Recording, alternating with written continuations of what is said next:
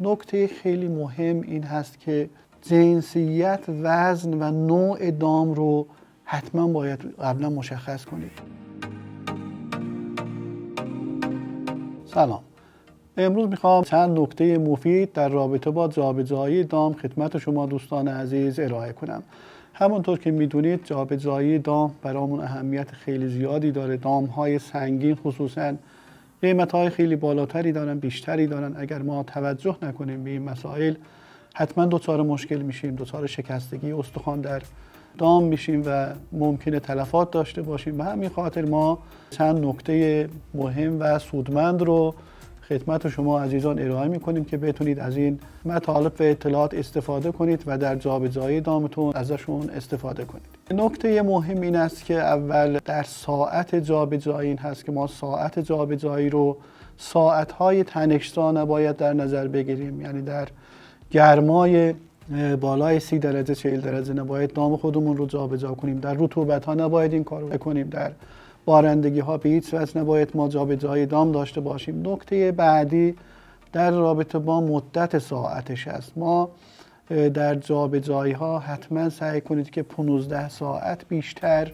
این در واقع حمل و نقل صورت نگیره و این استراحت دام رو حتما باید شما مد نظر قرار بدید. نکته بعدی ماشین‌های مناسب هست. ماشین‌های استاندارد، ماشین‌های مناسب، ماشین‌هایی که کف مناسبی دارن، رانندگان استانداردی دارن، رانندگان مناسبی دارن. اینها هم نکته‌هایی هستن که دوستان باید رعایت کنن. کسی که در کار حمل و نقل دام نیست نباید شما دام‌های خودتون رو به این جور افراد شما بسپارید که خدای نکرده ممکنه در اثر سهلنگاری و رعایت نکردن حمل و نقل دام دچار تلفات بشید و مشکلاتی رو براتون به وجود بیاره. نکته بعدی بحث بیمه کردن دام هست. دوستان ببینید موقع جابجایی‌ها و حمل و نقل دام سعی کنید دام‌های خودتون رو بیمه کنید. اگر بتونید از بیمه هم استفاده کنید در این زمینه میتونید در واقع سرمایه خودتون رو و سلامت دام خودتون رو و آینده دام خودتون رو هم بیمه کنید و بتونید دام‌های سالمتری رو یا ارسال کنید و یا تحویل بگیرید. نکته بعدی بحث شماره گوش هست و شناسنامه دار کردن هست. حتما باید با دامپزشکی منطقه خودتون هم در این رابطه هماهنگ بشید. مورد بعدی بحث دیهورنینگ هست. دوستان ببینید دیهورنینگ یا کلمه شاخ بری یا شاخ سوزی این هم یک نکته است که دوستان عزیز باید حتما تو حمل و نقل دام خودشون این رو رعایت کنن. دام هایی هستن که شاخ تیز و برنده‌ای دارن. موقع جابجایی ها اینها همدیگر رو در واقع رعایت نمی‌کنن. ممکنه بحث درگیری در داخل ماشین پیش بیاد و اینا آسیب برسونن به دام های دیگه. این رو هم حتما باید مد نظر داشته باشید. نکته خیلی مهم این هست که جنسیت، وزن و نوع دام رو حتما باید قبلا مشخص کنید. یعنی شما اگر میخواید گاو شیری حمل کنید در کنارش نباید گاو نر و گاو گوشتی رو شما حمل کنید. اگر بر فرض مثال اگر شما دامی رو حمل میکنید که 600 700 800 کیلوگرم یا 1 تن وزن داشته باشه در کنارش نباید دامی باشه که 150 تا 200 کیلوگرم دام رو بیاید همزمان با این در یک کامیون اینها رو قرار بدید که اگر فشار بیاد و نکاتی رو اگر ما گفتیم اینها رعایت نشه ممکنه تلفات هم در داخل شما ماشین خودتون بدید. به همین صورت وزن، جنسیت و نوع دام، شما نمیتونید گوسفند رو با گاو در کنار هم ارسال کنید. اینها در واقع مشکلاتی رو برای دام به وجود میاره، استرس هایی رو برای دام به وجود میاره. یکی از مهمترین نکته های دیگه بحث ارتفاع ماشین هست. ببینید دام هایی که حمل و نقل میشن نباید بیرون رو ببینن. اگر دام بیرون رو ببینه هوس میکنه از یه جایی بپره، خودش رو تکون میده، استرس بهش وارد میشه، هیجان، دچار هیجان میشه و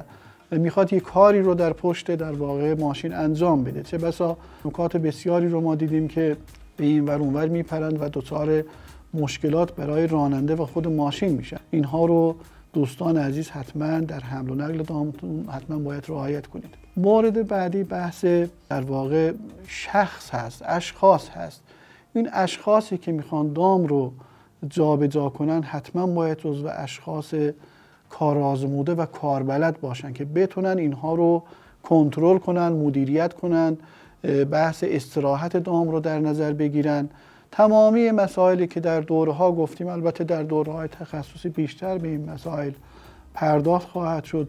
اون شخص خودش خیلی مهم است، از شخص کارآزموده و شخص در واقع کاربلد حتما در این زمینه باید استفاده بشه. نکته بعدی در رابطه با ارسال دام بحث تراکم هست. تراکم هم که در ویدیوهای قبلی هم اشاره کردیم. برای گوسفندا سعی کنید 40 سانتی متر رو در متر مربع در نظر بگیرید و برای دامهای سنگین هم حدود 1.5 متر، بعد 1 متر و 40 سانتی متر اینها رو در نظر بگیرید که دامها دچار مشکل نشن. و مورد آخری که مورد خیلی مهمی است، دوستان این رو رعایت کنید، بحث بارگیری و بحث تخلیه است.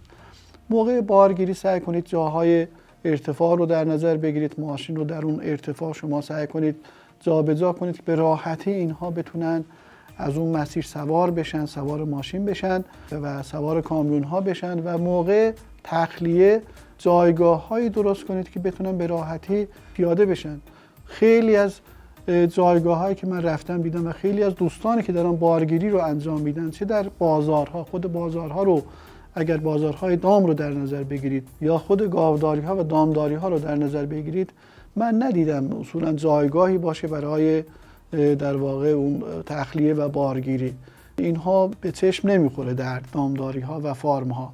سعی کنید در فارم خودتون یک جای مناسبی رو برای تخلیه و بارگیری دوستان عزیز در نظر بگیرید. خیلی ممنون که تا آخر ویدیو با ما همراه بودید. ما رو به دوستان خودتون معرفی کنید. سیو و شیر و لایک یادتون نره.